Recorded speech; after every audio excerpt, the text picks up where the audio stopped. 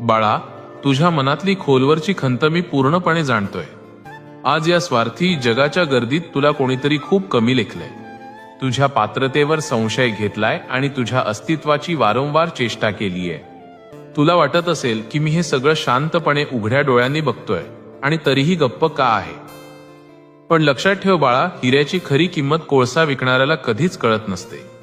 ज्यांची स्वतःची विचारांची उंची छोटी असते तेच दुसऱ्यांना कमी लेखण्याचा प्रयत्न करतात.